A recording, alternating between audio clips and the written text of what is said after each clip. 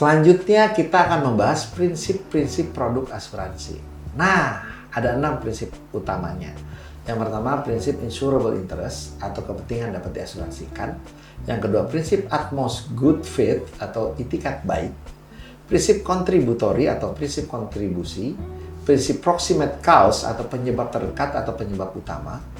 Prinsip indemnity ya atau indemnitas atau prinsip ganti rugi, dan prinsip subrogasi. Kita akan bahas satu-satu. Yang pertama adalah prinsip insurable interest, ya, bahwa asuransi itu hanya bisa mengasurasikan bila ada kepentingan yang dapat diasuransikan. Makanya disebut prinsip kepentingan yang dapat diasuransikan. Dalam objek yang diasuransikan, tertanggung harus memiliki kepentingan ekonomi atau kepentingan pribadi terkait objek itu. Ya, misalkan, itu rumah saya, maka saya asuransikan. Tapi kalau rumah tetangga, apa kepentingan kita? Ini berarti tertanggung harus mengalami kerugian keuangan jika terjadi kerusakan atau kehilangan pada objek tersebut.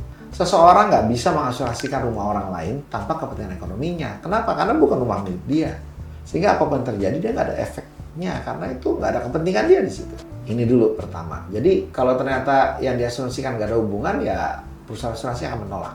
Ini prinsip nomor 1. Prinsip nomor 2 adalah prinsip utmost good faith, ya, atau prinsip itikat baik. Lawannya adalah fraud, nggak punya itikat baik, moral fraud. Baik tertanggung maupun perusahaan asuransi harus bertindak dengan itikat baik. Artinya apa? Ketika kita mau membeli produk asuransi, maka tertanggung atau nasabah harus memberikan informasi yang lengkap dan akurat mengenai kondisi yang berkaitan dengan objek yang diasuransikan.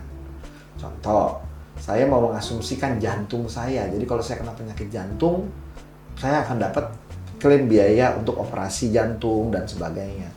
Nah, maka saya harus tulis, apakah saya pernah ada riwayat penyakit jantung, dan kalau ada seberapa berat. Informasi ini harus saya ceritakan. Kalau ternyata informasi ini tidak diceritakan, maka nanti perusahaan asuransi bisa menolak klaim kita.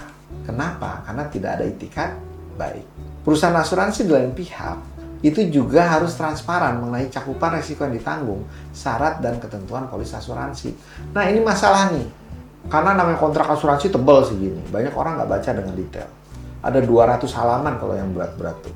Kalau yang umum-umum tuh 30 halaman sampai 40 halaman. Kadang-kadang orang udah capek bacanya. Nah, di sini peran dari agen penting banget untuk nunjukin. Ya, dia tunjukkan, Pak, ini cakupannya, ini halaman ini. Ya, ini syarat-syaratnya, ini ketentuan-ketentuannya kalau mau klaim. Ya, dan ini dijamin oleh Undang-Undang Perlindungan Konsumen nanti. Nah, utmost good faith, prinsip itikat baik. Selanjutnya yang ketiga adalah prinsip contributory atau prinsip kontribusi, kita menanggung bersama. Misalkan, jika terdapat lebih dari satu polis asuransi yang berlaku untuk resiko yang sama, misalkan nasabah menggunakan 2 asuransi rawat inap, ya dia pakai BPJS, satu lagi dari kantornya ada yang lain. Lalu dia masuk rawat inap, nah dirawat di rumah sakit. Maka prinsip ini memungkinkan perusahaan asuransi berbagi tanggung jawab, menanggung bersama dalam membayar klaim sesuai dengan porsi yang adil. Maksudnya apa? Ternyata biaya rawat inapnya adalah 20 juta.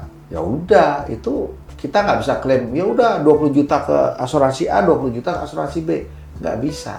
Total kita masuk 20 juta, nanti dibagi 2 antara ini dan ini. Tergantung kita mau klaim kemana.